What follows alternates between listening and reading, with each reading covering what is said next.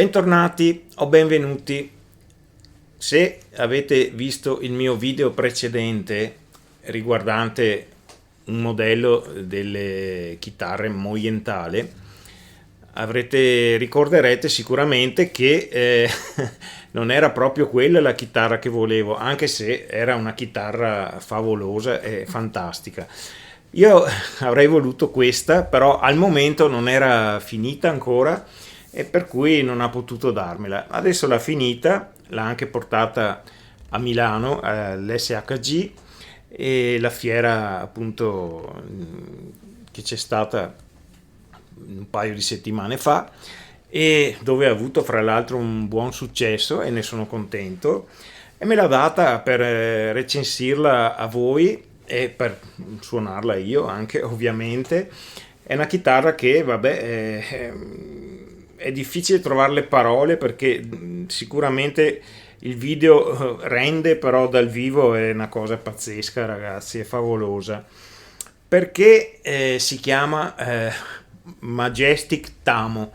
È Tamo senza l'apostrofo, ti amo, non è ti amo, è Tamo, è un tipo di frassino molto raro, ed ha delle venature, fa un effetto visivo pauroso, pazzesco.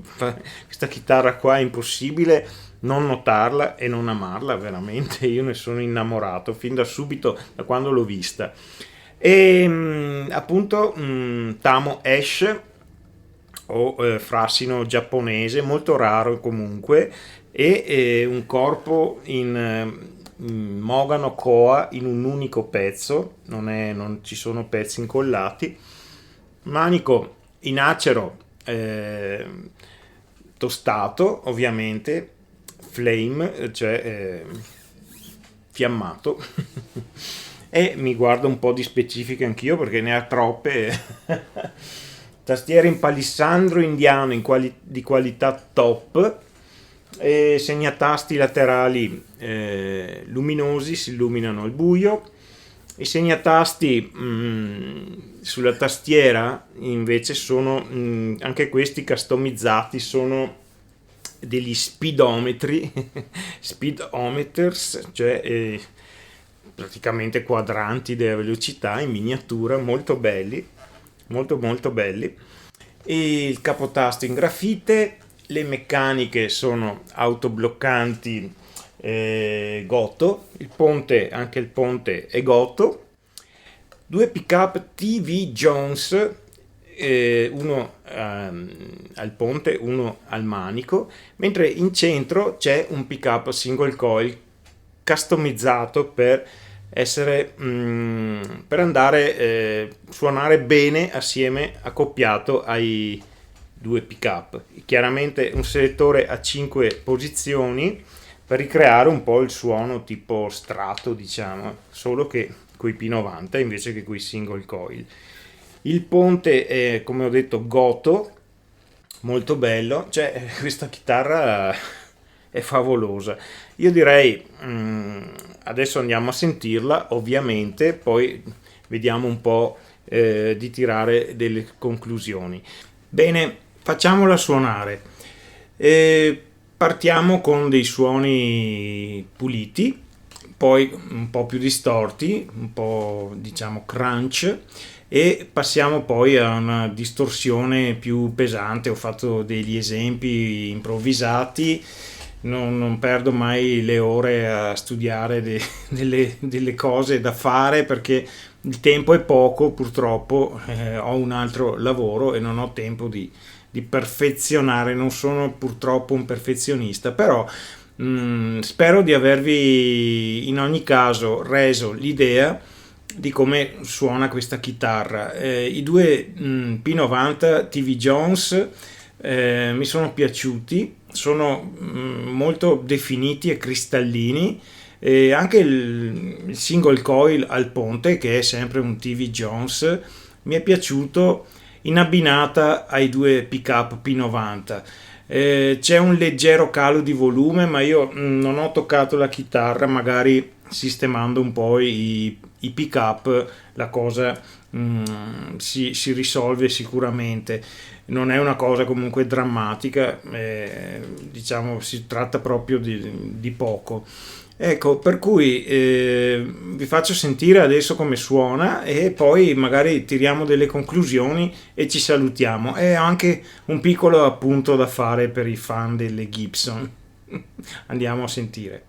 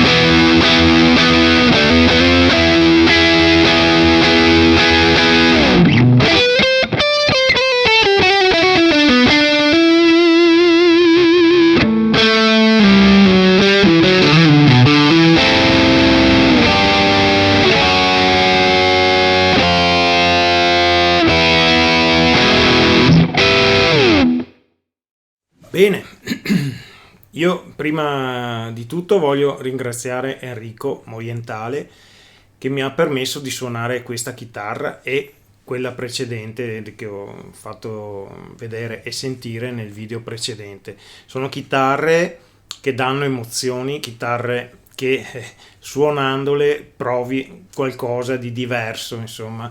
Non è un discorso, la Gibson, le Fender, queste chitarre, non lo so, trasmettono la passione del liutaio, il lavoro del liutaio e la sapienza del liutaio nell'accoppiare i legni, i pick-up, i ponte, tutte queste cose. Si apprezzano, il feeling iniziale è importante con una chitarra e con queste due chitarre che ho provato c'è stato subito un gran feeling. Dopo 10 minuti che le suoni ti senti a casa tua. Questa è la cosa più importante in uno strumento musicale. Ecco, le specifiche di questa chitarra ve le ho già dette, forse ho dimenticato qualcosa, forse tasti in acciaio l'ho detto, forse capotasto in Graphtec. Ecco, i potenziometri, volume tono con condensatore NOS in carta olio. Non chiedetemi cosa vuol dire perché io di cose tecniche non ne so molto, so che comunque sono ottimi. Bene, detto questo, ringrazio di nuovo e spero che anche a voi sia venuta la curiosità di approfondire queste chitarre. So che sono chitarre ovviamente che non sono economiche, ma non sono nemmeno così costose, come io faccio sempre l'esempio con le Gibson, una Gibson Les Paul Custom o anche Standard costa di più di una di queste chitarre. Scrivete a Enrico nel suo sito, su Facebook c'è anche il numero, chiamatelo, scrivetegli e chiacchierate perché lui è anche un gran chiacchierone. Ok, io direi che il video finisce qui. Spero che vi sia piaciuto e probabilmente in futuro, non lo so, altre chitarre di Moientale senz'altro sarà un piacere portarvele, almeno prestate ovviamente, almeno che non abbia i soldi per comprarmene una, allora magari quella ve la faccio sentire in lungo e in largo come meritano tutte le sue chitarre. Va bene, ci vediamo là. Vi lascio un appuntino che ho fatto per i signori gibsoniani ai quali do tutto il mio rispetto, però io tengo a precisare le cose, sono preciso in questo. Va bene, ci vediamo alla prossima, tante belle cose.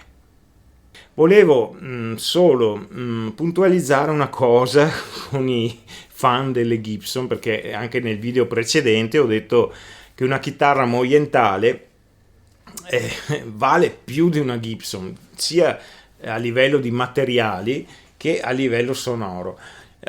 Capriti cielo, me ne hanno dette di tutti i colori. Nel video ci sono stati una cinquantina di commenti, la maggioranza per fortuna favorevole, però è chiaro i gibsoniani se la sono presa e io, anche se nel video e ora ribadisco che le Gibson mi piacciono, le amo, sono chitarre belle, ne ho una e, e la suono con piacere immenso, però continuo a ribadire che costano troppo, cioè è impossibile pagare una Gibson Les Paul Standard o Les Paul Custom 3-4 mila euro, insomma, quando una di queste che è 10 volte meglio costa meno, molto meno, per cui il prezzo non posso dirvelo.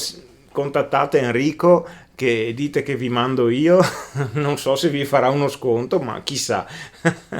E su Facebook alla sua pagina vi metto in sovraimpressione dove c'è anche il suo numero di telefono, per cui è molto semplice.